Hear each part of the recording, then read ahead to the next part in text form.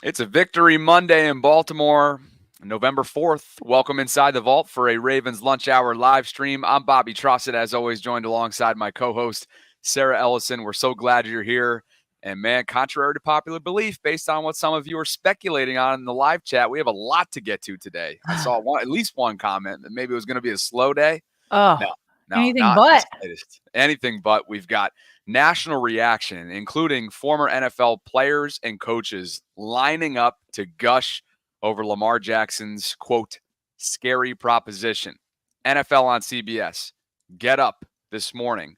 Some reaction from the Denver Broncos, who in part were dejected. We've seen that before, Sarah. It makes me think of Micah Parsons in the aftermath of the Cowboys loss. Just this dejected state, this defeated state after being rolled over by the Baltimore Ravens offense. And, of course, we're closing in on 24 hours out from the 2024 NFL trade deadline. So some thoughts there, some situational scenarios that could play out between now and Tuesday at 4 p.m. Eastern. But it's great to see you. I know you had a long night and a quick turnaround, so great to see you.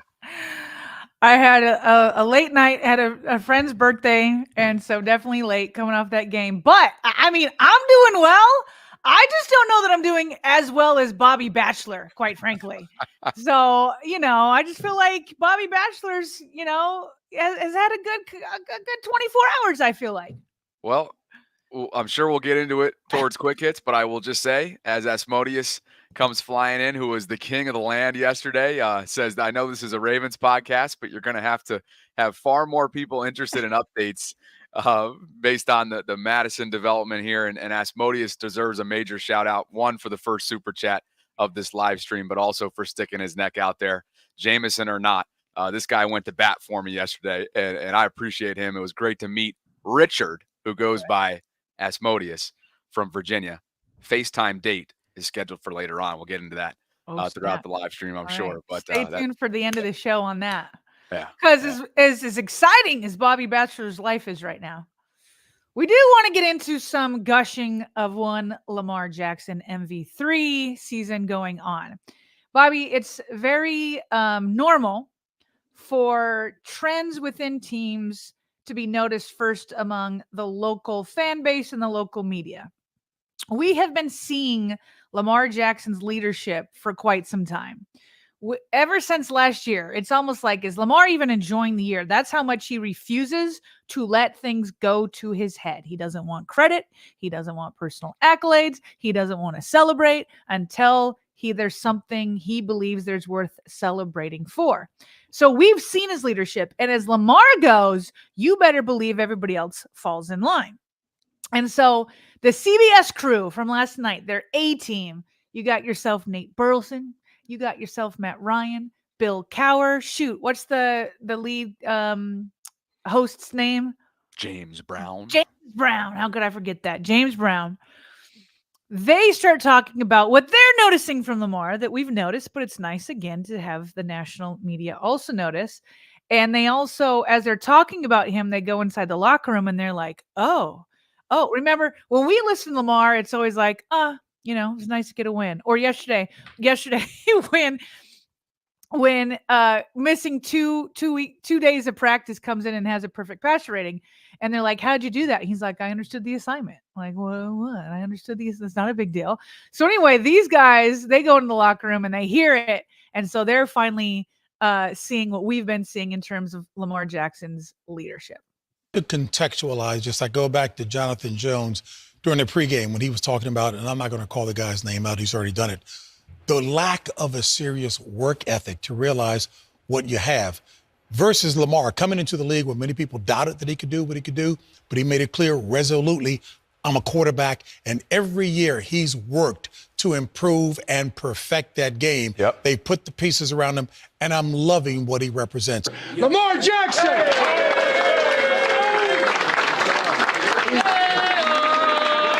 Hey, man, let's just keep it going, man, because this ain't nothing, man. Let's just keep it going, keep our head focused, keep our eyes on the prize, man. Get ready for Thursday. Family on 2, 1, 2. Family! Good shit, I see you, baby. I love that leadership. You know, this is a guy who has all of the personal accolades you can get, right? But it's focused on what's in front of them. It's focused on what's next. And I think that's a scary proposition for everybody else in the AFC. And we've been in and around this game for a long time. You know when there's certain guys that are in leadership positions and they're fronting. You know when it's false enthusiasm and they're just saying cliches. Lamar Jackson is for real. No when he talks about being focused, not caring about MVPs, understanding that we have to win a Super Bowl here in Baltimore, he means it. And the team understands that too. So they mimic exactly what their leadership is. And you see everybody putting in the work with one goal on mind. Regular season's fine. We'll put up number stats. All these accolades are great.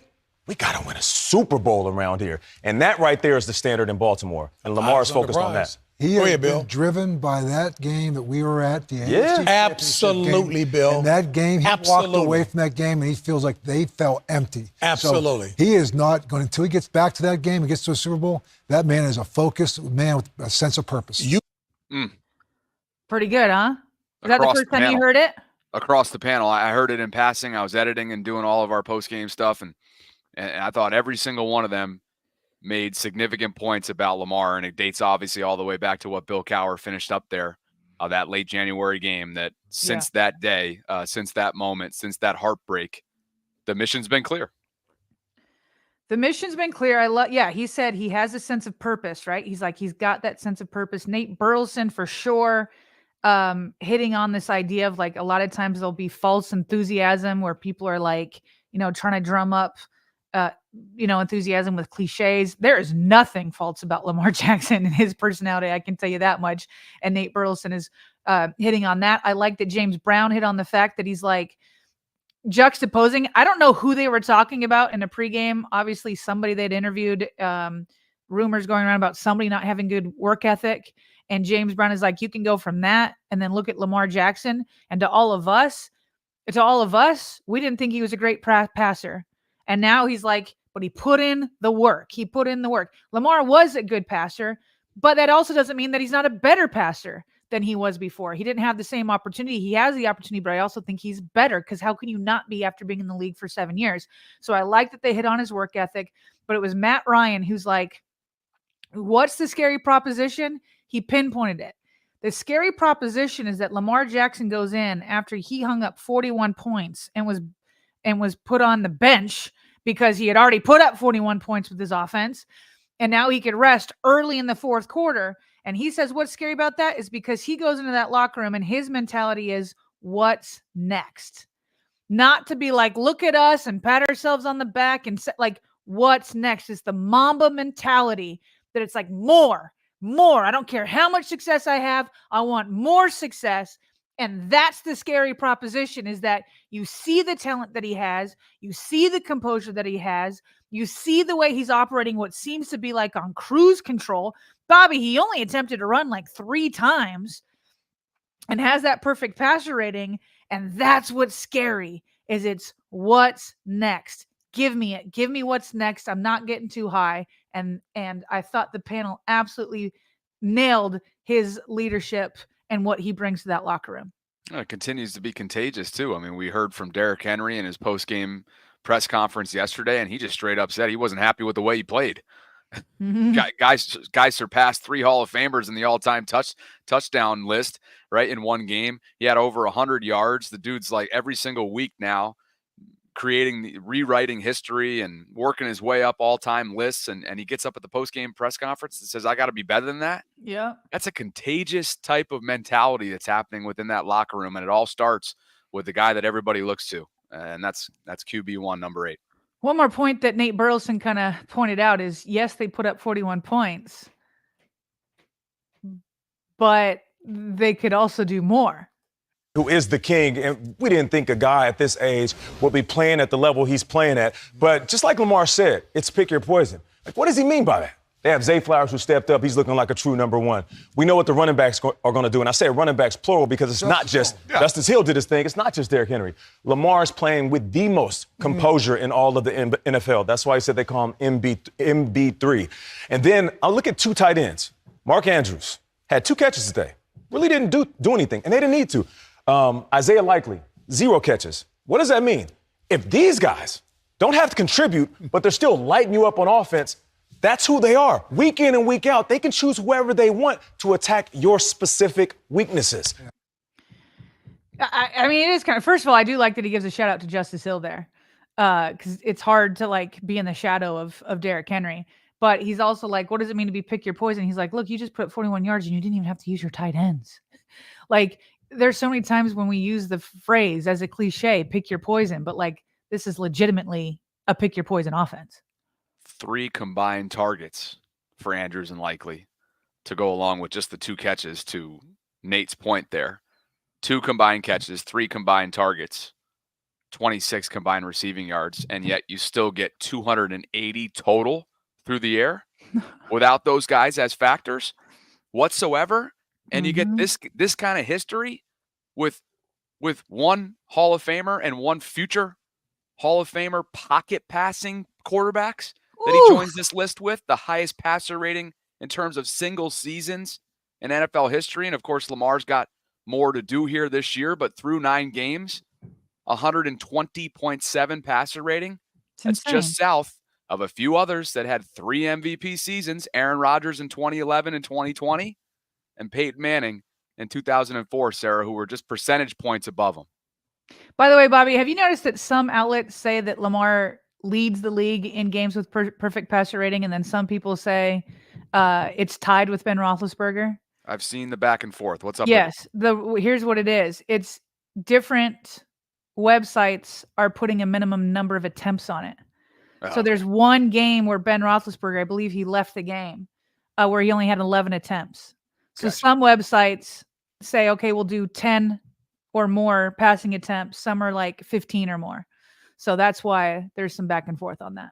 Gotcha. This list is just ridiculous. I mean, look at this list. Granted, it's through 9 games. Halfway point has been reached. And he's still got to do it. But it's through 9 games for everybody there, right? Well, no, I don't think so, because the asterisk is only with Lamar. Oh, yeah, you're right. Okay. So he's got more work to do to be in their category. Through it is harder to keep it high when the more you pass, obviously. Yeah. So, yeah. And those guys were probably, let's be fair too, right? Volume-wise, these guys were probably throwing it double the amount of times per game that Lamar's asked to do. Well, but that's kind of the point. That's why he's like a new blueprint for quarterbacks. Yeah. Is because you like to keep up that insane amount of perfection, but when you throw 35, 40 times versus where you can be just as efficient by doing both because you're keeping defenses guessing. That it's like, that's why he may be the standard for a new prototype. And we're seeing it more and more where, teams do want guys who can make plays with their legs. Obviously, Lamar Jackson does it the best, but it's why he could become a new prototype. It must have felt great to not have to run around the yard all day yesterday. Right? Like you said, just a few carries, 4 yards, whether that was designed or not, just what the doctor ordered, given what he's done to his body in recent years, just wear and tear wise. And here's more statistics for you. Career games with as many or more passing touchdowns as incompletions with a minimum of 15 attempts. Yeah, he joins Drew Brees and Peyton Manning, Sarah, with 6 such games. And again, the final stat line, 280 passing yards, 3 touchdowns, a perfect passer rating, 158.3. We got more NFL national reaction coming in, but Chase Daniel, another former NFL QB, who's now on Fox Sports, weighing in, saying there isn't another QB in football playing better than Lamar right now, and it's not even close. He's more accurate than he's ever been. He gets through progressions faster than he ever has, and he puts more stress on defenses this year. Where to next? Well, I want you to tell me what was going on in Get Up this morning and the debates that were going on there in terms of the Ravens Super Bowl formula. All right, so check on the CBS. Now we'll shift gears over to ESPN. And the way to set this up is Tedy Bruschi, former New England Patriot, he essentially made some comments about how he doesn't feel like, and I'll tell you what, Mike Greenberg set it up perfectly here. I'll let Mike tell you what Teddy's comments were over the weekend in terms of what he feels like won't get the Ravens to where they want to be ultimately in January and then on to February formula-wise. And then Rex, Ryan, and Dan Orlovsky had some pushback. Listen to this. He was making the point, they're not just going to be able to bludgeon their way to a Super Bowl. If they're going to get where they have not gotten it, all that Lamar is missing, he's got the MVPs, all that he's missing is getting that one more step. Can they ride their physical Derrick Henry back all that way, or is this the formula that they're going to need to get to the Super Bowl? Well, part of riding Derrick Henry is the play action, heavying up the protection, which Lamar Jackson excels in. Yeah. So absolutely they can win a Super Bowl this way. Yeah. The only reason that anybody stays close to this team is because of their defense. This is the best offense in the league, them or Detroit. And so to me, I think Bru's totally wrong on this one. It's a tailback-driven thing, but the tailback allows you to play action. Everybody's going to be down to the party. Look, let's look at Zay Flowers. Yeah. He's had over 100 yards receiving 4 out of the last 5 games. 4 out of the last 5 games. All right? This team picks up Deontay Johnson just in case Zay Flowers, something happens to him. No, depth, everything else. This team right here, offensively, is scary as hell, and it's old-fashioned football. Yeah. Run the football, play action. Yeah. Sarah, you want to get Dan Orlovsky in here before we react to both of them combined? Sure. So Dan, again, speaking to the sort of the offensive formula that may or may not be used here to get to where they want to be, whether or not that's going to work. And let me make sure that we cue up the correct just to be here. clear, so Tedy Bruschi, who was not there, but had said previously before the game that the Ravens can't bludgeon people, meaning beat them on the ground with Derrick Henry throughout the Super Bowl. I don't feel like he thinks their formula of riding Derrick Henry and a top-ranked rushing attack can get them to where they want to be in the Super Bowl. Okay. That's my interpretation of it. Here's Orlovsky also pushing back. To me, I guess that's afraid to trust, because they were so clearly the best team in the AFC and the whole NFL last year, and fell apart at home in that AFC Championship game in the second half and lost it in so many different ways. There's a part of me that still just feels a little anxious about just committing and saying, oh, they're clearly the team to beat. Well, it's rightfully so, and they were partly because of their defense. That's why they were the best team in football last year. Yeah. To Rex's point, that's the flaw of their football team this year. That's the hesitation. I think to point it out is important. The reason why you can win a Super Bowl with this formula if you're Baltimore is you could do whatever you want, whenever you want offensively. And that's what they in Detroit have in common. They could do whatever the defense is going to demand of you to do offensively, they're capable of doing it. That's different than years past. Whatever you want, whenever you want offensively. And what this might come down to, honestly, is if a team does have success, Sarah, coming up in January of taking away the run, Lamar's playing as savvy as he ever has throughout his entire career from the pocket. So whether it's bludgeon, I mean, there's multiple ways to bludgeon you from an offensive attack standpoint. Well, that's why I'm trying to say bludgeon. I think and again, this is making it hard because we're not hearing Tedy firsthand.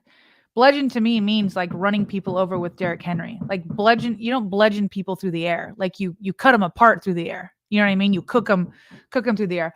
So first of all, it was definitely on the ground, by the way. Yeah. So first of all, I need the national media to get on the same page in terms of, I feel like I keep hearing that the Ravens aren't patient enough with Derrick Henry and they're not using him enough.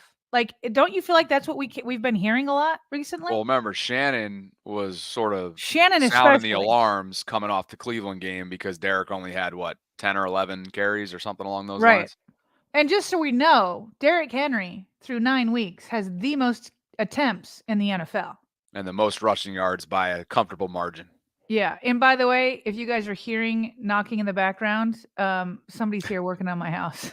So Brandon says, who's hammering nails? Yeah, they're like, somebody's knocking, like go answer the door. Sorry. I keep trying to mute it when I'm not talking. But anyway, he's putting doors up and stuff came out of the hinges and whatever. He's great. But hey, that's one thing to help you out maybe in real time. Yeah. There was this new feature just as we kind of do a little bit of so if you go to settings, I'm in just settings, to make sure you have this toggled on. Audio. If you go to settings, hit audio, and then how about reduce? You already had that one? No, I just turned it on. Okay. Do Cool. I still sound okay? Yeah, you're great. I sound good. Yep. He's not knocking, but next time he does it, I'm going to ask you guys if you hear it. Yeah. So, anyway, so yes, are we criticizing the Ravens for abandoning Derrick Henry, or are we like now criticizing him for using too much? I need to know which one it is. And by the way, he does lead the league, but it's not like he leads the league by like crazy numbers. Number 2 is 161. He's 168. And then it's 158, 157, 150, 147. It's like attempts. Yeah. And so like it kind of feels like, again, he's leading, but it's not like crazy leading for other teams that are also running teams. You know what I mean? Yes. So that's number 1. Number 2, I think, again, I haven't heard Tedy directly, but I think there's some truth to what he's saying. There's going to be a defense, and let's say it's the Chiefs, that is just shutting down the run game for a minute. And let's say you're playing from behind for a minute. And that doesn't mean you abandon him all the way, but you do have to pass. What I think Tedy might be missing is that, did you not just see the way Lamar was throwing the ball? And he said this before the game. But when you watch the ball placement from Lamar Jackson yesterday, I'm specifically thinking of his throw to Justice Hill, which was absolutely a gorgeous, just dime right into the bread, a teardrop right into the bread basket. Use all the, cliches that we have. But his ball placement is just on point. But we said this when Diontae Johnson was traded to the Ravens. At some point, you're going to have to go 11 personnel. And you're going to have to like be able to throw through the air when they know the pass is coming. When you're like 3rd and 8, or you're down by 7 or 10, and it is like late in the third quarter or early the fourth quarter, and you're just not going to be able to keep handing it off. Like that time will come.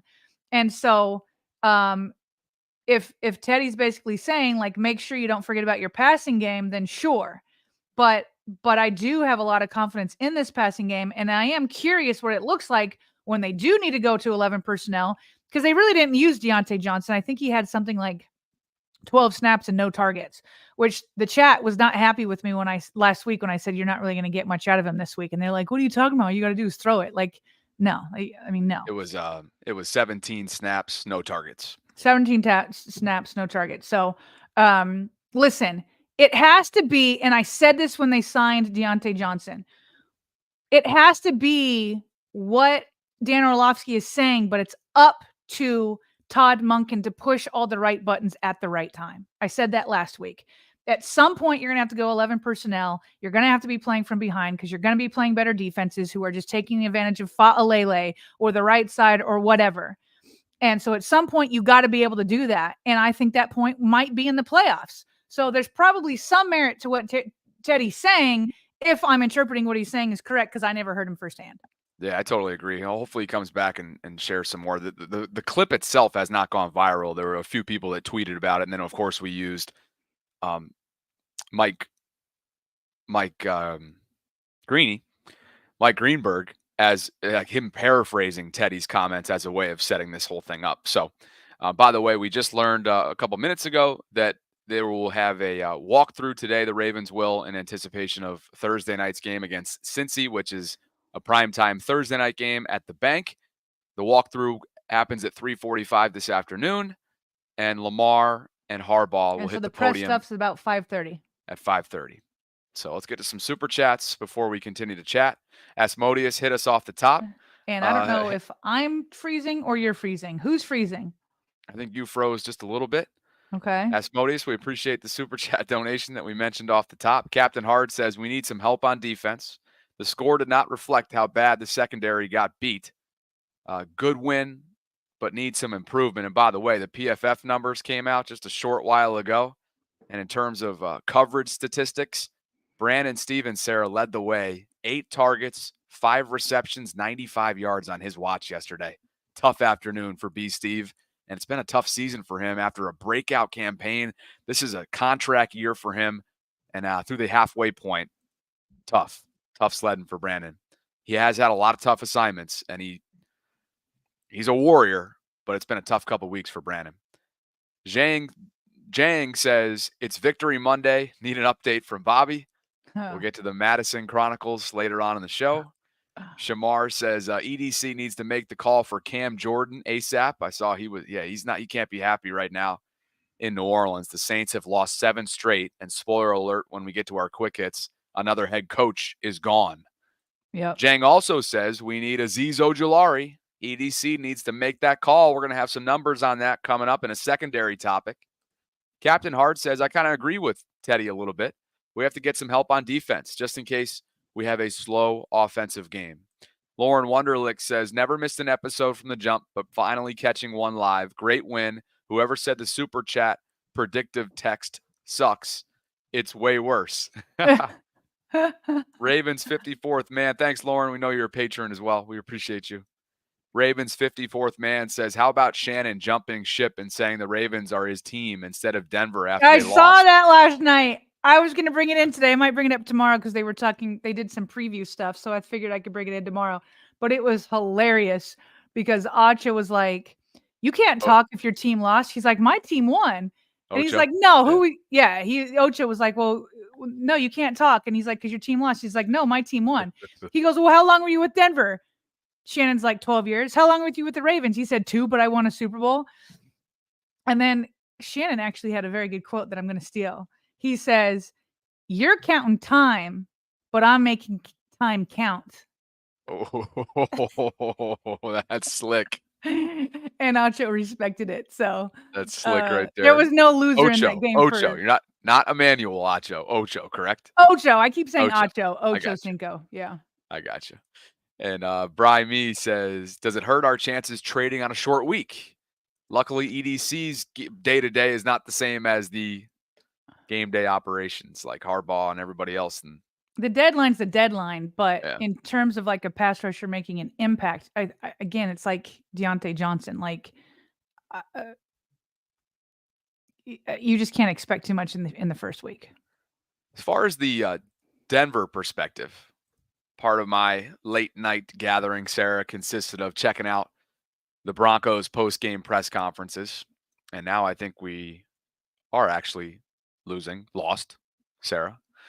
So we'll just continue on talking about the Broncos perspective because there were a couple things happening here. If you go back to last week when Vance Joseph, the Broncos defensive coordinator, shared his game plan, it didn't exactly age very well. Now, there's nothing condescending about this. I want to be clear. I think a lot of times there's folks out there that are looking for Lamar Jackson slander, and there's been plenty of it, of course, throughout his 7 years at the National Football League level. This was not one of those, but again, it's also not the move when it comes to defending Lamar Jackson's offense in the year that is 2024.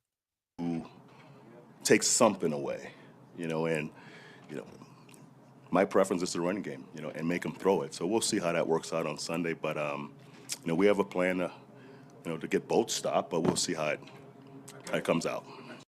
So that's the Broncos defensive coordinator last week. They wanted to stop the run. They had some success, by the way, in the first half, just 24 rushing yards. Ravens finished with 127. The King finished with 106 on 23 carries. Here's Sean Payton on his comments that he made to the CBS crew at halftime, essentially saying, we want to keep Lamar in the pocket. At halftime on the broadcast about trying to keep Lamar in the pocket. I mean, just obviously he's a terrific player, but how much harder does that get? When gets harder when he's, obviously you get the holding call, you extend the coverage. So there's going to be a number of things that when we do our meeting tomorrow and we say, all right, if we played him again next week, what would we have done differently? We have to ask ourselves those questions. Certainly that would be one of them. He's too good a player. How did you feel about his composure in the pocket? Because there were some plays that maybe in the old days he would have taken off and ran, but he stayed in the pocket, completed the pass. I wasn't. I mean, we were into the game. He was the offensive player of the year. I mean, so I felt his composure looked pretty composed. The follow-up question there related to his composure in the pocket is so outdated. Why was there a need to ask that first and foremost? the first part of it is why I played it for you. Quote, when we do our meeting tomorrow and we say, all right, if we played him again next week, what would we have done differently? We have to ask ourselves those questions. Certainly that would be one of them. He's too good of a player. Sean Payton and his defensive coordinator, Vance Joseph, in a sense, while neither one of them meant, I think, anything condescending by those comments, the reality is Lamar's evolved into a player where you can't keep him in the pocket. You're seeing the results. Tampa Bay saw the results. Cincinnati saw the results. Team after team after team will see these results. That's the beauty of it. And that's why it's a pick your poison kind of offense in Baltimore right now. On a day that the tight ends were not even remotely involved in this game, it's a rout. So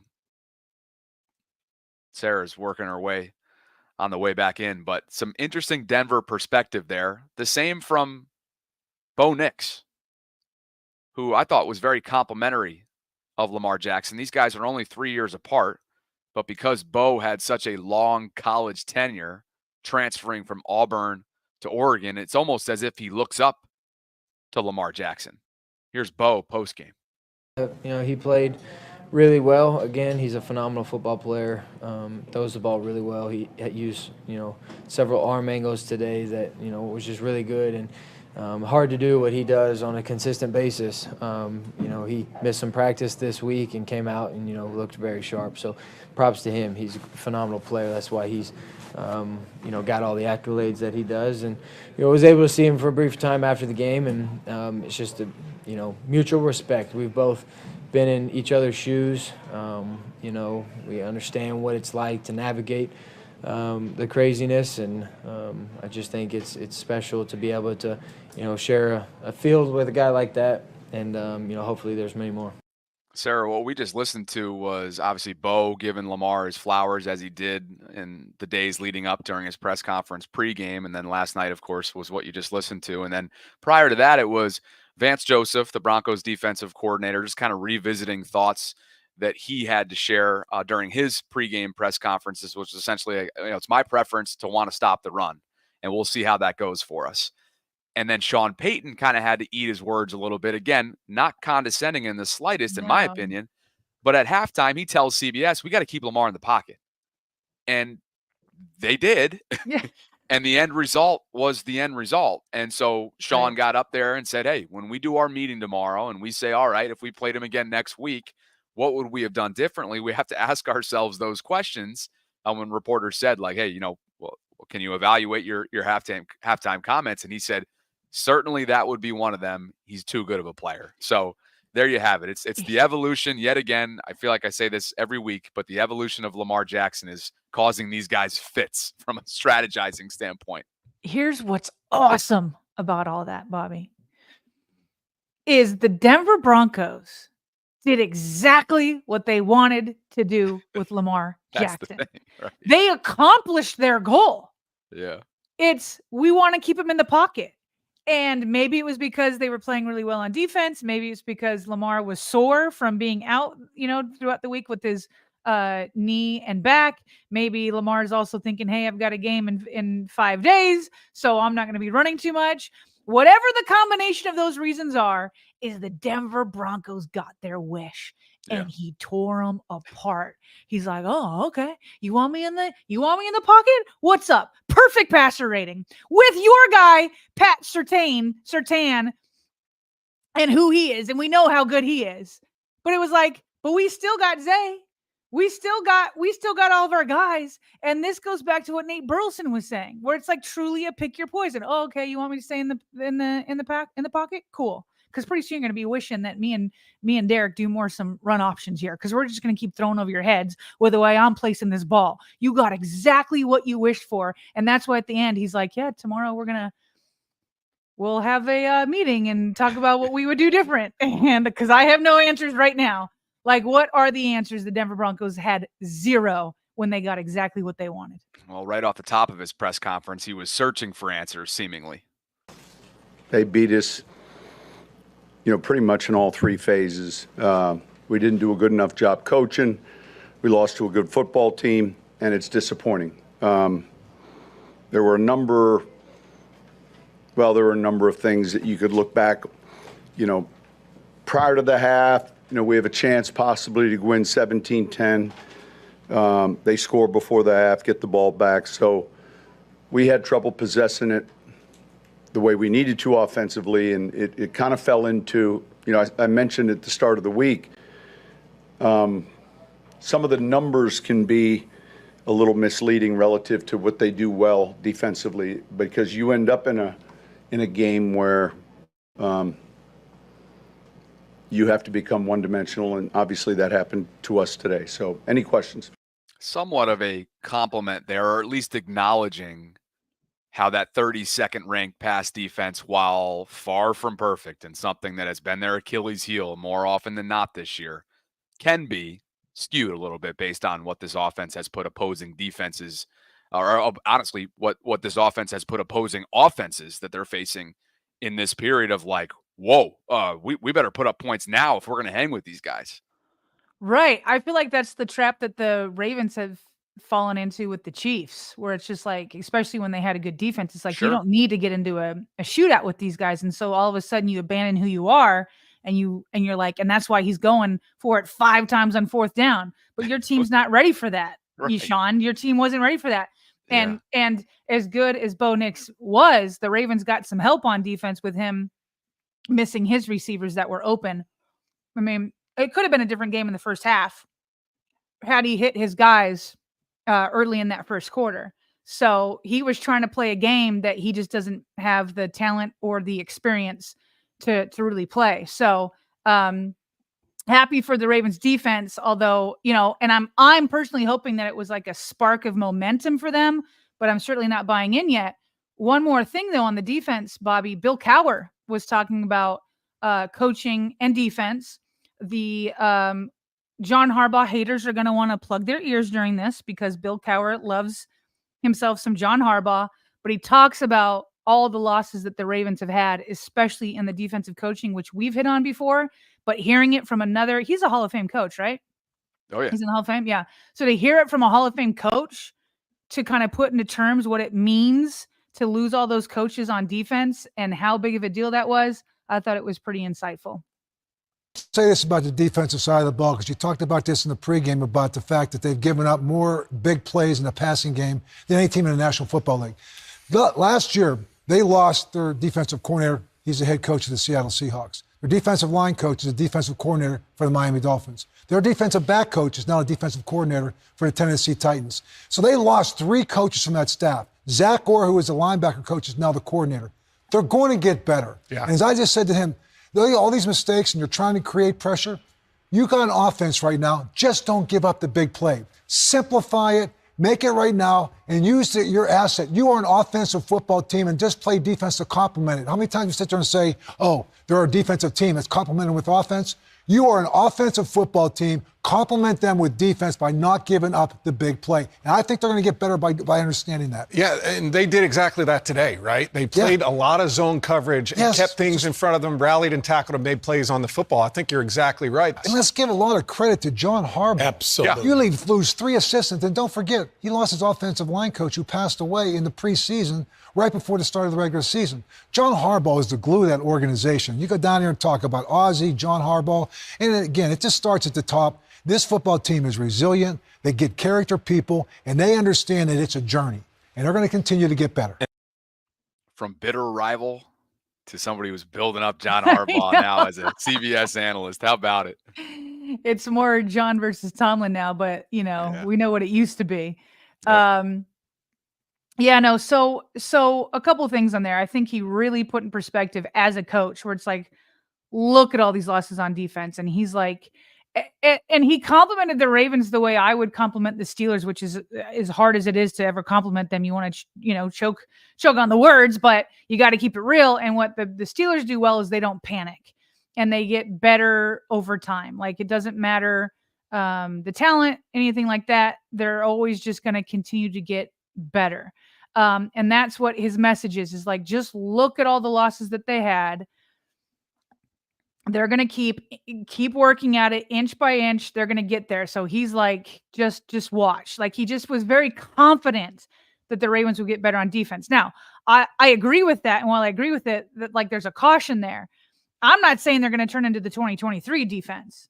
I'm saying, can we get closer to an average defense?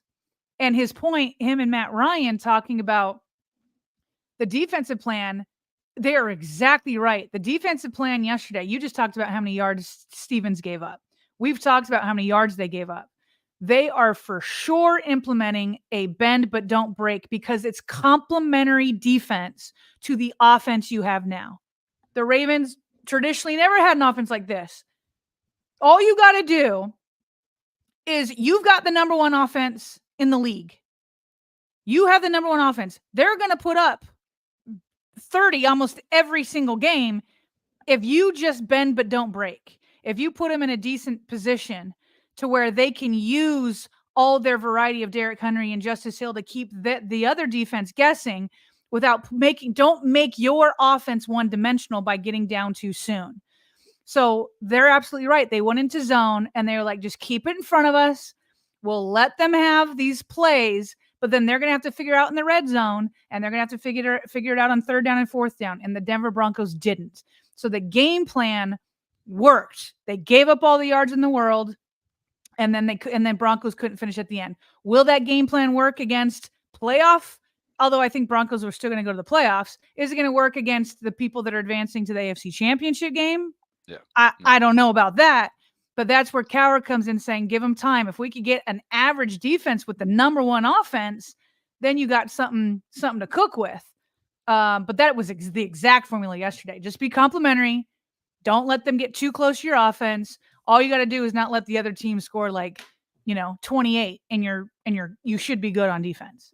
And we're going to twist the knife at the end of the first half, and then we're going to go get the ball out of the second half, and they're not going to touch the ball for what felt like an hour, which is exactly what Bo Nix was asked about in our final clip from the Denver perspective yesterday. The half, you guys had a chance to be down, I think 17-14, and then next time you touch the ball, it's 31-10. Just how crucial was that? Yeah, that's tough. That before half, that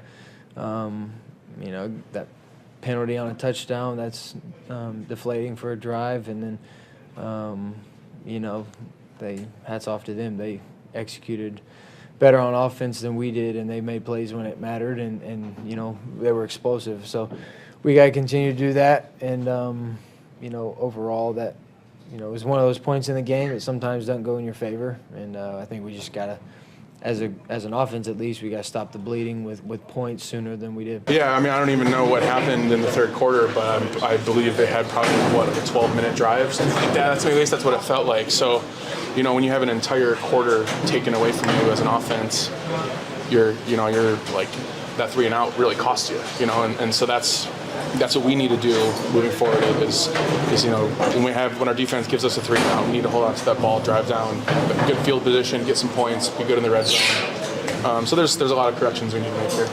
It's one of the Broncos guards right there, Quinn Miners, and of course Bo Nix was asked what I think probably hasn't been talked about enough yet, Sarah, in that first part of the clip, and that was the fact that Denver had a chance to cut it to 17-14 at half. It ended up being a 2-touchdown lead for the Ravens at the half. The next time Bo touched the ball, because the Ravens got it out of halftime, as I mentioned, he's looking at a 31-10 deficit. That is like twist the knife and sayonara. Good night. It's brutal. Yeah. No, it was the end of the half. The way that was that the one where Zay got the 53-yard touchdown? Because I remember them moving the ball fast. Yeah. Fast With at the end of the half. 16 seconds to go. Yeah. Zay to Lamar to Zay for 53. 2 plays, 70 That yards. would be fun if there was a Zay to Lamar for 53 yards. They might need to go use the Philly special. How about that? Yeah. Go call up Sean Payton. Hey, should we run that on 4th and 2? Right. No. Nobody Right. should run that on 4th and 2, but he got away with it. So 2 plays, 70 yards, spanning 38 seconds. Halftime comes out. Then Ravens get it out of the half. 11 plays, 70 yards, 5 minutes and 24 seconds, and they go up 31-10 on a 6-yard run from Derrick Henry. I mean, that right there, that is demoralizing. We've been overusing that word, maybe, but that is a Well, demoralizing because they've been doing sequence. it. Yeah. Yep. Yep. We've had a few different shows over the last couple weeks of like dejected opponents talking, in the post-game locker room and press room. Oh, some super chats. That is, I still, that stretch of sequences is insane. Thor from Iceland says, get Clowney and Cisco, and we are Super Bowl bound. Dream says, what's up, Playboy Bobby? That's a new one. I think Ajabo has a confidence issue with being hurt the last 2 years, which is surprising since he had the first sack of the season. And Bate needs to stop dropping highlights. Yeah, that was a highlight from Lamar. He tucked it in a window that only Bate could get to it. That's 3 drops in 2 games. I was going to get to it in the quick hits. There it is. Yeah, there you have it. It was like the way what's frustrating is Lamar moved around in the pocket to make sure he was open. And it was this beautiful sidearm pass that was just this gorgeous spiral that hit him in both hands. And it's like, why Bate? Like, you give us so highlight much reels all the time. Yeah, you make us like so excited, like, okay, this is it. And then like you drop something like that. Yep. And it's like after your QB made something out of nothing. No Like, you doubt. got to finish that for him. Yep.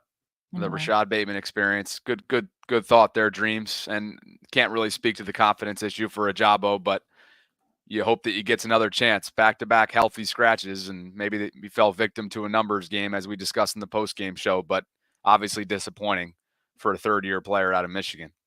Wise Speaker 9 says Cam Jordan is the rush needed pairing. Rush needed to be paired with Nnamdi Madubuike.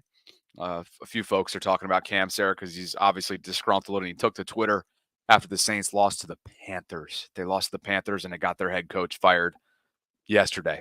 And the news of the firing came out this morning.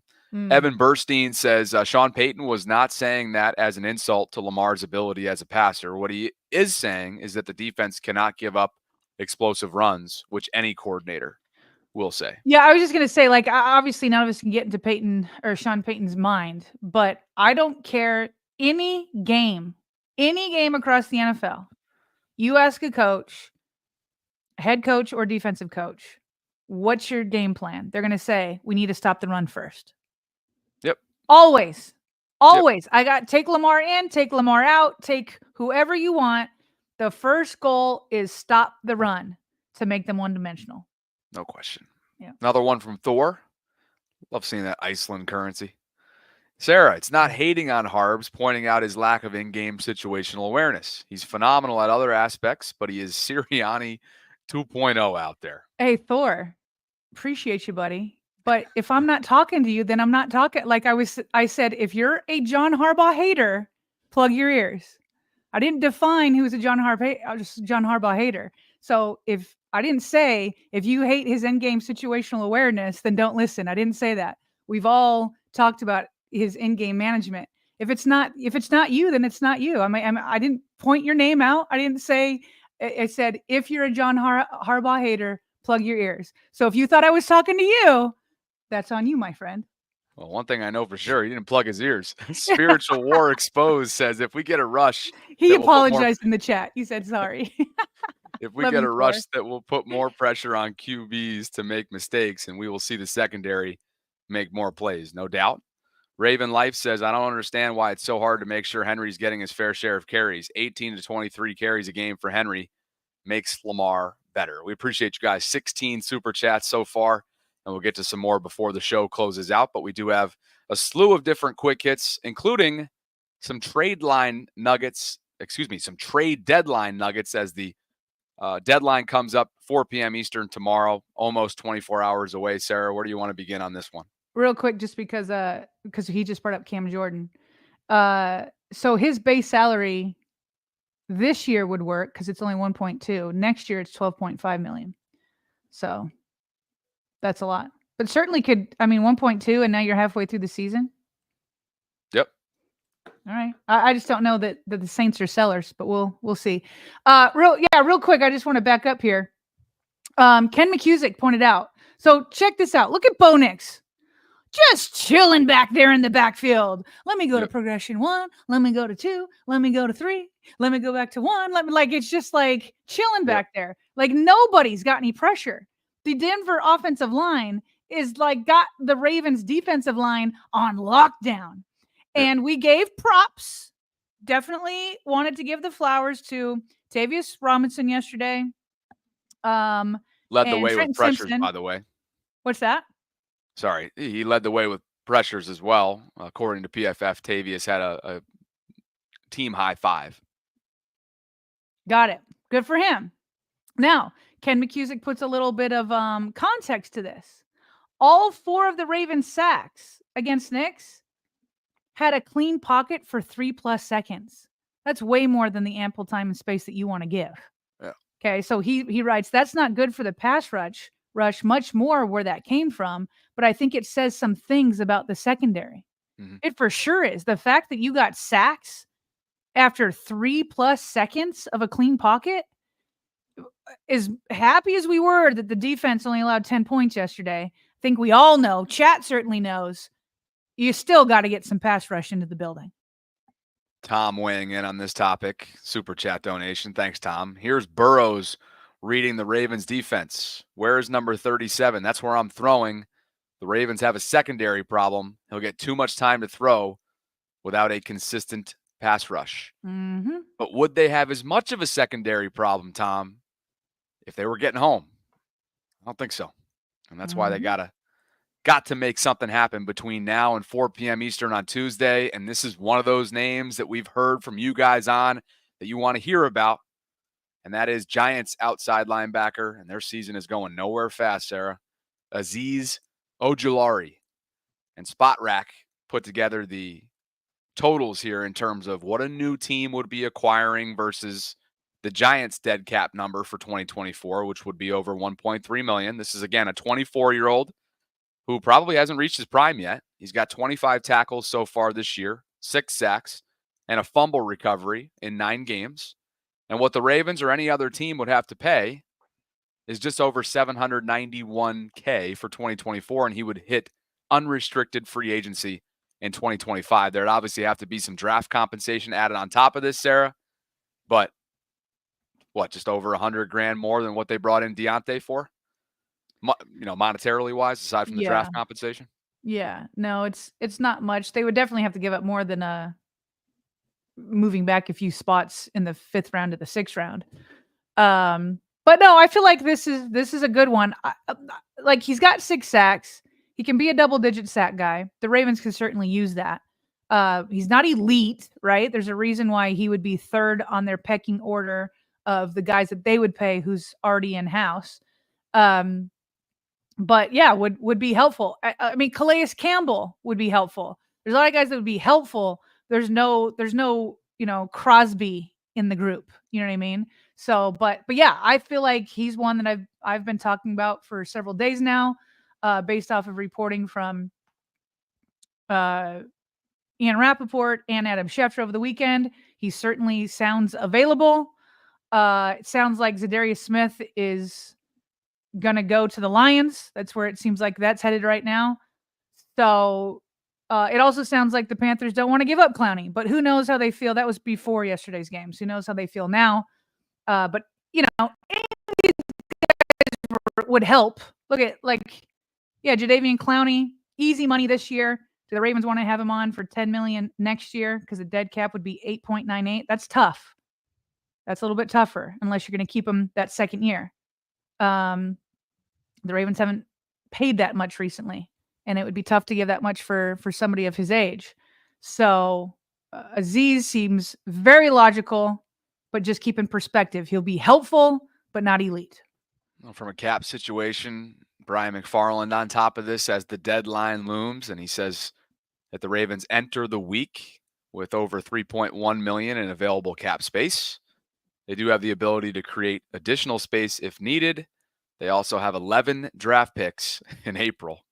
So they definitely have plenty of trade ammo, albeit likely late in each round because of where they're heading right now, just in terms of win-loss record and hopefully a late season push. Absolutely. They definitely have the assets. Let's see what Eric DeCosta can do in the next 24 hours. We'll all be refreshing our Twitter, right, Bobby? Oh my gosh. Yeah. Once tonight comes around, Like once their 5:30 press conferences are over, I'm gonna be like kind of glued to what's happening. Maybe even between now and then too. But We may have to have an emergency podcast. We don't know. I think so. See. Yeah, maybe depending on when everything comes down for sure. Snap count stuff. Mm-hmm. Brian Wacker has some observations here that we referenced earlier on. Deontay Johnson in his debut as a Raven, 17 snaps, new wide receiver, no targets. Marcus Williams goes 63 after the benching from last week. Travis Jones, as I was kind of wondering in our postgame show, Sarah, 0 on defense. Mm-hmm. His ankle, he looked like he was hobbling around 2 Sundays ago in Cleveland, and Ken McCusick commented on that. He said Travis was active versus the Broncos, but he did not play a single snap. The Ravens' pass rush does not look the same without him. Most commonly, Washington was paired with Matabike, meaning Broderick. Mm-hmm. And Josh Tupou, the practice squad call-up, was paired with the other practice squad call-up and Chris Wormley, because remember, Mike Pierce is on IR. Brent Urban is in concussion protocol. And again, Travis is banged up with an ankle. So they were thin. They were thin there yesterday. Yeah. It's a good thing they made the Broncos one-dimensional, Yeah. For sure. No for kidding. sure. And that's why somebody like, Calais or like you said, Travis Jones. Yeah, no, he was active. That's why I saw him on the list of substitutions. They were clearly they activated Travis Jones in a purely emergency situation. Yep. But as soon as you see that the guys that you got out there are only giving up 10 points, then you're like, yeah, we're going to save Travis Jones for hopefully Thursday. Because we already saw what Joe Burrow does when he's got no pressure on him against the Ravens. Oh, yeah. It was that Marlon Humphrey pick that saved the day. Yes, it did. Bo Smolka, press box, friend of the show, took a screenshot of the CBS broadcast of where Zay caught that pass from Lamar and how many Broncos were surrounding him, and yet he scored on it thanks to, one, his speed and elusiveness and his yak ability, but also a nice block there towards the end from Bate, who came in and moved a body or two around. So, but the screenshot 4 dudes surrounding him. 4 dudes. Supposed to be dead to rights. He's at the 29, 28 yard line with 4 Broncos zeroing in on him, and he scored. Yeah, this screenshot is insane. He's supposed to be dead to rights. Come on, he's supposed to be, but 4 says, nah, that's not the way that I know work. I couldn't catch him, Bobby. I'd That's look not like the a way fool. that I work. I'd look like just as much of a fool as those Broncos defenders. Woo. I'm going to run away from you, and the King is going to run over you. Sarah, he had 13 forced missed tackles. That was tied for the most missed tackles forced in a game this season. Just a ridiculous graph that you're seeing for the audio-only audience. He was all over the field. Doesn't matter if he's going up the hole, around the edge, off to the left, pitch, screen, whatever it is, move. I'm going to move you. Do you want to know who Tony Dungy's pick is? Or do we want to skip that for Offensive Player of the Year? Tony's pick. Give it to us. All right, I'll give it to you right here. Tony Dungy's Offensive Player of the Year through midway of the season. Saquon's been great, but he's not my Offensive Player of the Year. I'm going with Derrick Henry. This man has come in and given a boost to that offense. Their offense is playing great, leading the league in scoring and yards and all that. And he's averaging 6.5 a carry and doing this kind of thing. And they're not giving him the ball enough. Hey, Coach, and I'll tell you this, though. The difference is Saquon Barkley, the Philadelphia Eagles would be completely out of it if they didn't have Saquon Barkley. The Ravens would still be a tough, physical running team, even without Derrick Henry. They would, but you look at the numbers Lamar is putting up. Some of the receivers are putting up. A lot of that is because people have to defend Derrick Henry. And the same thing with A.J. Brown. I'm with you. I'm with you. But yeah. Yeah, and a lot being made about the Cowboys should have gone after Derrick Henry. I don't care about that again. They always talk about the Cowboys should have gotten him. It's over. He's a Raven. It was fun to talk about for the first 8 weeks of the season and all off season. Can we be done? They didn't do it. He's a Raven. The Ravens knew what was up. And they were fighting over if it should be Derrick Henry or Saquon. Look at all of Derrick Henry's numbers. First in rushes, rushing yards, rushing touchdowns, longest rush, first rush, rush first down, scrimmage yards, scrimmage TDs. Yeah, no, he's He's having and the argument that Rodney was making is more about an MVP, not Offensive Player of the Year. He's saying, well, he's got Lamar there and da da da da da. Like this isn't most valuable offensive player. It's just Offensive Player of the Year. Sure. But it's gotta be him with Lamar Jackson as MVP. That is the agenda we are pushing. It'd be iconic. It'd be iconic. And maybe what was the most iconic thing that I saw all weekend, and I know you tweeted about it, was Saquon's hurdle. Oh, that was one of the most ridiculous, acrobatic, freak show plays. Just greatness on full display that I've ever seen in my life. Bobby, it literally reminded me. So I don't watch, it was WWF when I was a little kid. I don't watch it as much as an adult, but I loved it as a kid. Loved it as the kid. And the way he hurled the defender backwards, Saquon Barkley, it reminded me of like a choreographed, is it WWE now? It was WWF back in my day. Yeah. And like when they like bounce off, the ropes and then they come running to somebody and it was like, whoop, he hurdles you backwards. And it was like, it looked like those choreographed moves that people practice before going into the ring. And he did it live when somebody was actually trying to make contact with him. It was seriously the most unreal thing one of the most unreal things I've seen on a football field. I'm watching a field level view of it right now, which makes it that much better. The balance, the athleticism, the control, the timing, the vision. It's just ridiculous. That is one of the most ridiculous plays you will ever see on a football field. Saquon, just ridiculous. Super chats. They could see me getting riled up for WWE. I could for sure go to one of those and have fun. Oh, yeah. Oh, take my boys. Maybe, and my girls. They'd probably like it too. Oh, you'd be. Oh, yeah. Yeah. You'd be letting her rip in there for sure. The next head coach firing has come down the timeline, and it was this morning after 7 straight losses, Sarah. Saints have parted ways with Dennis Allen. And so it begins. Yet another team will be looking in a couple months from right now. There will be a vacancy that needs to be filled, and this one is in Saints land. Cam Jordan's upset. You got Michael Thomas, who's on the free agent market right now, who I know garnered a lot of interest within the fan base at the wide receiver position this offseason. He went on a Twitter tirade yesterday, getting all over Derek Carr, getting all over the organization. What did he say? Oh, it was horrible. It was horrible. So Derek he says it was non-intentional. I think Derek's a high character guy. I'm going to take him at face value, but he put Chris Olave as wide receiver in a really tough position on what RG3 refers to as a hospital ball. And Chris had to leave the game, and it was a really scary incident. Mm-hmm. Just in the middle of the field type of situation. Mm-hmm. And Mike was literally destroying Derek on Twitter. Oof. Like, yeah, it was bad. Essentially suggesting that it was intentional, which is a horrible look. And I couldn't help but think that as a former teammate, you get on your public platform and you're trashing him like that when no one else from all Derek's years in the National Football League, there's nobody that's ever said a bad word about him from a character standpoint. Not a great look for Michael Thomas. So, and Ashley's right. Why would he do it intentionally? Exactly. You're trying to win a ball game. Yeah, Not trying to do anything intentionally. But the Saints are 2-7. The last before this week, it seemed like they didn't want to sell before the trade deadline because they still had hope with Carr coming back and whatnot. But I mean, you're 2-7, and they're perpetually over the cap. Oh, I just wonder if they're having like a change of outlook once they've fired their head coach. You're 2-7. Like, could they be selling before the trade deadline?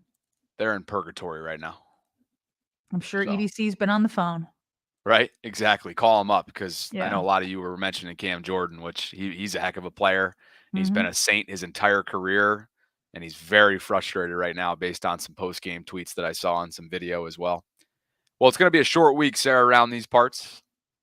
Week 10 begins on Thursday night, and the Ravens opened as 6-point favorites. Really? against the Bengals. Home favorites, 6 points. That's a large spread right there. For a It's the divisional largest opponent. one. I was going to say, for an in-division opponent, and Joe Burrow's coming off a Jackson 5 touchdown performance. It's the largest that Baltimore's been favored over Cincy since the Ravens were 6-point favorites back in October of 2021. I mean, Well, the history here is that the Ravens lost that game 41-17, but yeah, that's a large spread. I mean, Lamar Jackson does kind of have the Bengals number. Yes, he does. Not Whether Joe is out there or not, don't tell Wincy. That's how it goes. He's kind of owned them. Yes, he has. Yeah. People want to say, well, not when Joe's there. No, guys, look up the number in the head-to-heads, whether Joe's been there both. or not. That's right. Lamar's that guy against Cincy. That's just the facts. Layla C.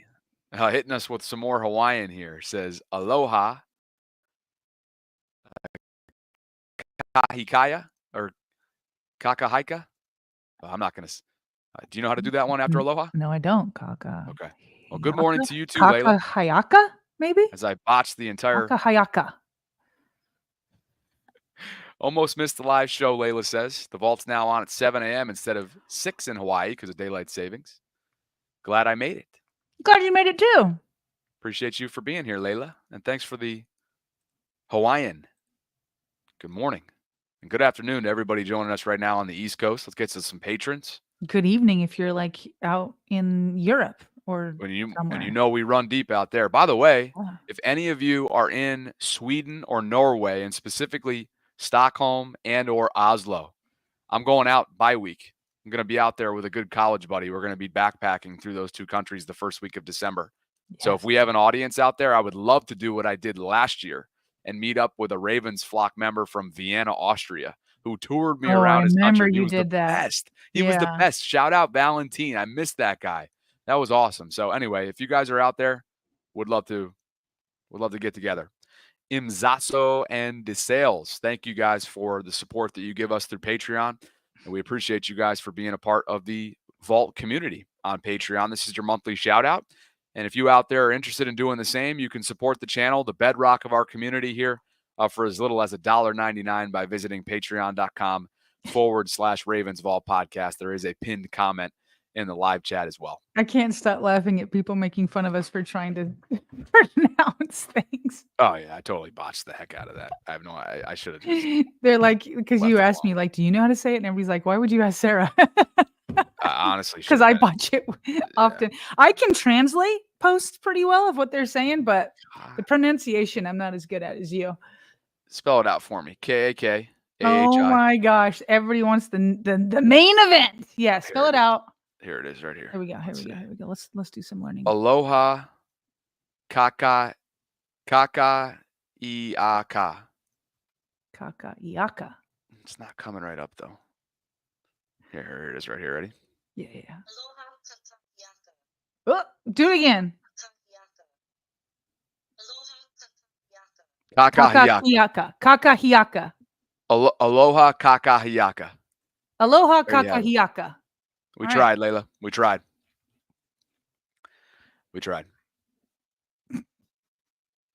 All right. Questions before we jump. Hit the live chat. Wait. Have you gone through all the chats, super chats?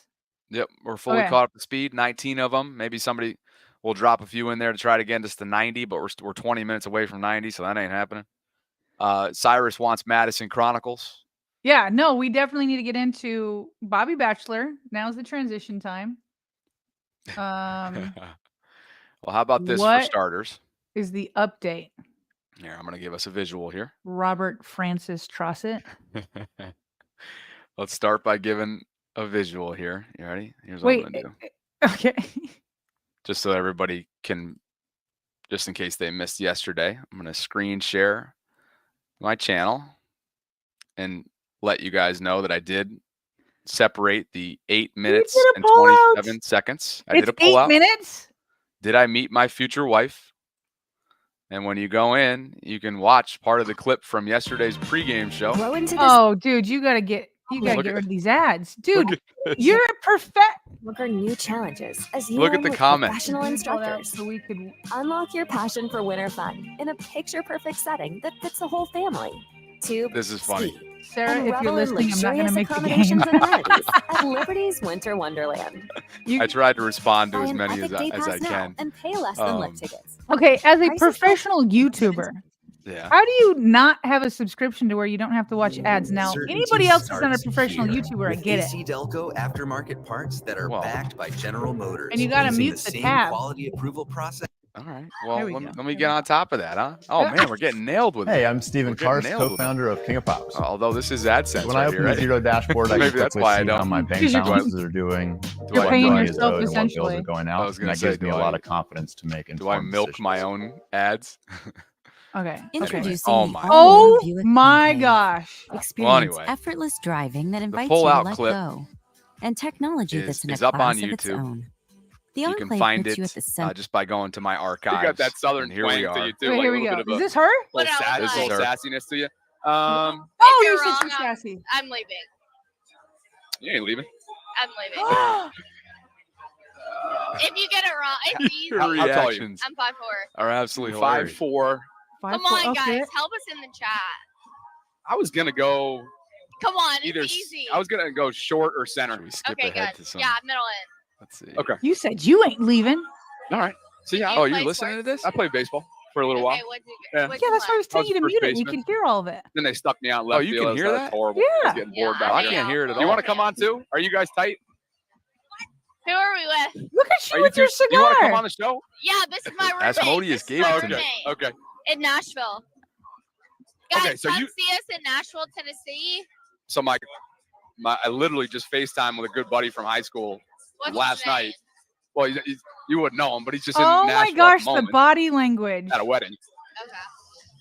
But I'm gonna hit you up because I want to know when I do ultimately go to Nashville. Yeah. I want the stuff that's off the beaten path. I don't want the whole I strip. don't live in like Nashville. I live in Germantown, so it's like Germantown. That's where he's staying. Okay, Yep, yeah, it's fun. Okay.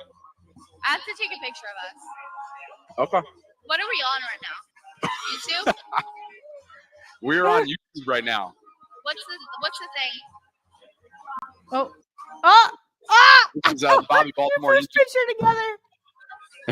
Bobby Baltimore. Well, you can do Instagram. It's Bobby Baltimore, Okay, I'll and you can just tag me. I'll repost that sucker. But your parents want to get to the game over here. These guys are fired up. Look at the parents. Get my mom on this one. Yeah, I just invited her on. Let's go. I want to meet her. I I want to meet her. Yeah, let's go. Hey, Mom. This is my mom. Hey, do you want to come on the show for a minute? Okay. All right. Your daughter wants you to come on the show. There we go. I think that's her father. This was gifted to me too. Yeah. She's hitting the cigar now. Oh, good Lord. I'm not gonna make the game, guys. Tell Sarah I'm not gonna make the game. You did. Sarah, if you're listening, I'm not gonna make the game. I might come in with you guys. That's my co-host. She goes, who's Sarah? Sarah's my co-host. Yeah, I've actually never been. Was it a cheap cigar? It was given to me by my She one of my wants her subscribers. saliva on you. Did she really? Yeah, you're done. Because she had like You a done with hair me? or something on her tongue. Go and she enjoy the licked game. it and It's then great to wiped meet it on you. your knee. What are you guys doing after? You going to Fed Hill? You got your itinerary? Oh, come on. You're not even going to Fed Hill? All right. I was going to give you all kinds of recommendations. Okay. Thanks, Kate. See ya. Oh my gosh. Well, so I do a post game show. All right. You know what? Let's catch. I'm going to end the show right now. We're going to catch up for a minute. Hold on a second. People, I got to go. Later, guys. Appreciate you as always. Talk soon. I'm dead. Oh man. I'm dead. I Oh hadn't my God. gone back and watched that yet. When I edited, I just picked the inside and the outs. That was With her parents right there. they're right Put there. your arm around you, taking photos, grabbed your cigar, had a hair on her tongue or something, wipes it on your leg. You're like, you ain't going anywhere. Tell Sarah I'm not making the game. That was way better than you told it last night. You think so? Yeah, I probably didn't. Oh, yeah. A lot of the comments in the section in the channel were all saying similar. Like you did Like- not do it justice. I was like, I You tried. both for sure. I mean, vibes can always change. You both for sure were totally into each other. The body language, the leaning in, the smiling. Who's Sarah? That was funny, right? Who's Sarah? Look at Asmodeus. He wants in. He says, I call dibs as one of your groomsmen for being your wingman.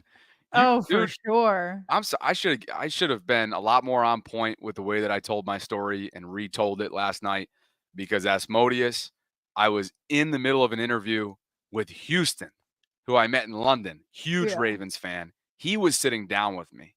Asmodeus had just finished up, and that's when I asked him to go over if he would and say hello and ask her to come on the show. And so that's how it played out. And Asmodeus answered the call, didn't he? He for sure answered the call. So what's the update? I remember last night during our show, she DM'd you and said, so I'm your future wife. You've now put up that clip. Like, what happened after we got off the air yesterday? And what did you say to her? How did you respond when she said, so I'm your future wife? So first and foremost, it is pretty funny to see a non-Ravens, non-Baltimore sports post be popping off on my channel.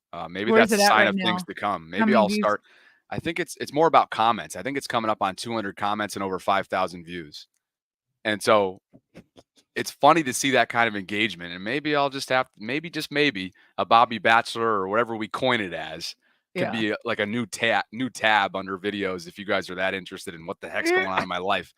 But yeah, so she followed me on Instagram and then DM'd me like I told you. Yeah, but like last night I told you the first message that popped up was so I'm your future wife ? Which was funny. Right. What she didn't remember, which I'm wondering again, sort of how much fun she was having yesterday, is that I put my number in her phone. Right. She asked me to put my number in her phone. And then I called my phone from hers. So she had my number. But I think because she was having a day, she may not have recalled that. That's my theory on it. Tonight we're having a FaceTime, so I'm going back down that road. Lined up. It's tonight in the books. Tonight she and I are FaceTiming because remember, she's from Louisville. She called me out for saying Louisville. She's originally from Louisville but lives in Nashville. So she was flying back to Nashville last night. So she loves Lamar? That's kind of what I was trying to get down to the bottom of. Couldn't really figure out whether or not that was the case. Another follow-up question for tonight. Got to write all these down. Seems like an easy yes or no answer. That's what I thought. Yeah.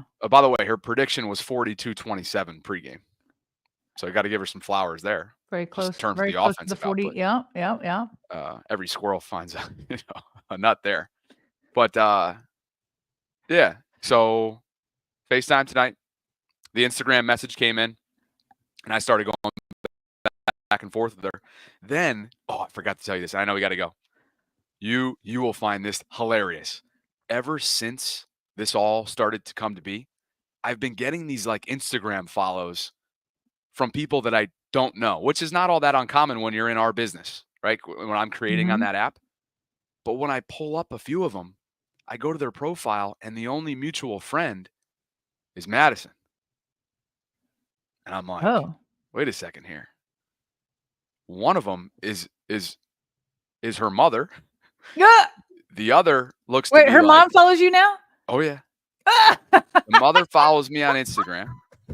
We have a couple other friends, one of whom DM'd me, which I also told you about yesterday, and said, so, as Madison's manager, and apparently she's your future wife, what are your intentions? Go follow her. I go, how come you didn't come on the show too? You're talking a big game. Sorry, do you have more updates? Keep going. No. Jump in. Oh, okay. Well, what I was going to say is I was like, well, maybe you guys are just in the moment and who knows if the energy's maybe she's playing it up for the cameras, right? Or had a few drinks before the game or whatever. But it's continuing into today. That's what I like about it. I love that her mom and her friend and everybody has a sense of humor for sure. I love that you're still in contact the next morning. She's flown home. You guys are still DMing and all that kind of stuff. So that's at least a little bit more than just one moment on camera before a game. But you for sure, let me ask you this, sir. when you were like, you ain't going anywhere, and I was why just aren't you playing going to it be up. around? I was going to say, were you playing it up? Of course. I thought But that you that was. also are. But you're also interested. Oh, I was interested enough to spot her across the way and send Asmodeus over there, and I thought it would just be Yeah. funny if nothing else. And I thought for sure, giving my luck recently, that she would be taken, and then it became abundantly clear that she wasn't. And if she is, then we got issues. And Eileen wants me to add the part where you first saw her. I don't know if that was in the specific clip itself or not. Mm. But yeah, I think there'll be a lot to Chad is saying to learn tonight. Yes, a lot to learn. Chad is saying that she follows Lamar. How do you guys know that? Are you guys like stalking her already? Man, I don't know, but Eileen wants this, so let's just do this real quick. This is the beginning of the video. I have everything muted, so you can't hear anything right now, right? Okay. Yeah, okay. Who Anyway, you got on this is our buddy Ben Mortimer from UK Ravens, who came over from London. Great guy. Yeah. Yeah. And this is Houston, who I owe a segment because I interrupted him, and he was very first class to allow Madison he to sit down. understands love. He understands when love's on the line. Oh, he's funny, but wait till Madison shows up. Like, look at how cool Houston was to like. All right, and instantly we hit it off. We've been friends ever since. Now I'm like, what do I do? I need a third mic. Get over here. We wanted you to come on the show. I saw you dance on a table over there. I was like, I got to get this girl on the show right here. Hey, you want to come on? Yeah. Houston, I'm a friend of. You're with the king of Baltimore Ravens media in Baltimore. Don't believe him there, but what's your name? King of the Madison. I'm Bobby. Nice to meet you. You want to sit down and talk? Do you want to go find Ben? Yeah. Okay. Look, brother. All right. Great talking with you. I appreciate you, brother. Oh, Houston's like the. Go enjoy that UK Raven group, man. Yes, sir. Okay, Madison. Oh, Houston's the ultimate. Oh boy. Good Lord. Wingman. Hold on to this thing right here. Look at this. What's that? Okay, crush. Can we go off air? Go off air. We've been on the air for over an hour. You got 700 people staring at you right now. You're live concurrently on the show here. You take this. Oh my Wait, God, how many this is people? bad. This is bad. All right, you do this. I'll do this. I'm going to smoke the cigar. Okay, I'm so. gonna drink the drink. Okay, cool. So across the way, you're dancing on a table. I've never seen that in my life. And I've been working with this tailgate company for what feels like I'm so sorry. well over a year. And now they did well booking you over here. So somehow they convinced you to come on. We could smile here. How's it going? This is my mom. Oh, hey, Mom. How's it going? We'll get you on next. Okay, so you're from Baltimore? She already gave you the no, and Where you you went from? back. You guys went back a second And you came time. up for today? Oh, you got Louisville ties? A little bit, but I'm from Owensboro. It's like 2 hours from Louisville. Oh, okay. You're not even Louis. saying Louisville right. Well, I knew you were going to say that. Once I realized you were local, I was going to be in trouble. So why'd you make the trip? My dad is here for work, so we had to make the trip. My friend's from Baltimore, so we had to make. We're actually living in Nashville right now. Okay. Are you good, Sarah? Yeah, I'm good. You and your crew. No, Houston. You got to give props to Houston, man. I DM'd him this morning. I was said, yeah. I He didn't want him to. real quick. He gave his seat up. He gave the microphone up. He gave the headset up. He was not getting in the way. I texted him I DM'd him this morning. I was like, hey, I owe you a segment. I hope it didn't feel like, I was just pushing him off or whatever. But No, you weren't pushing him off. He volunteered to get off. Yeah. It was clear he was enthusiastic about it. He was cool. All right. He's super cool. Well, look, at the end of tomorrow's show, don't give me any spoilers. Try to tell the story better, but we're gonna need to know about the Facebook tonight. Try to tell the story better. Fair. You need to write down notes, little bullet points. Yeah. Right. Yeah. Yeah. We'll see. Yeah. I'll be ready to regurgitate more thoroughly. You got to take us on a journey. All right. Okay. We'll do more storytelling to come. All right, but just want to say to the chat and viewers, don't go stalking her. Let's not make this creepy. You know what I mean? I would agree. I don't even know how they would anyway. I've tried to keep. They found her on Instagram. Oh, really? Oh, they did. Oh, okay. Maybe. Well, you want to know why? Oh, actually, no. I haven't put up any screenshots or anything like that. Anyway, sure, she's not hard to find. There's a lot of people on my Instagram post from yesterday's reel that are asking about it. So maybe they went searching in my followers. But anyway, we'll have a good time tonight, hopefully. Yeah. And then we'll see if any flights are booked in the coming Where weeks. I feel like we could be having a vault show, Bobby from Nashville, in like the next month. I feel like it could happen. A Bobby Vault show from Nashville. Bobby Nashville. Let's see. Let's see what happens. Let's see what happens. Well, we almost got to 90. We gave you guys 86 minutes, 87 minutes. So we got to go. Yeah, we got to go. You got a lot to do. I got a lot to do. 5:30 media availability. It's going to be a little off kilter this week for obvious reasons because of quick turnaround. Thursday Night Football. Sarah and I will be back with you 12 noon Eastern on Tuesday. Thanks for humoring me as always, partner. And I hope you guys enjoyed the Bobby Bachelor segment, which was very long-winded. Lots to discuss. Hope you guys enjoyed it.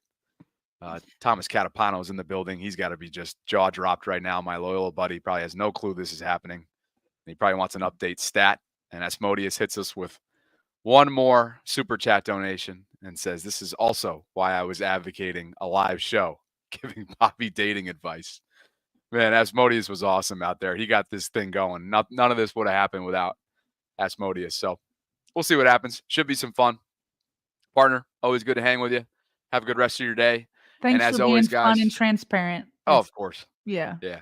Yeah. And no matter where it heads, we'll continue that transparency and be open and have some fun. So appreciate you guys, as always, for spending part of your Mondays with us. Like the video on the way out. Subscribe to the channel if you haven't already done so. And hit that notification bell so you can be notified of when we're dropping our daily live content. And as always, we appreciate you for being with us here inside the vault. And we'll talk to you soon.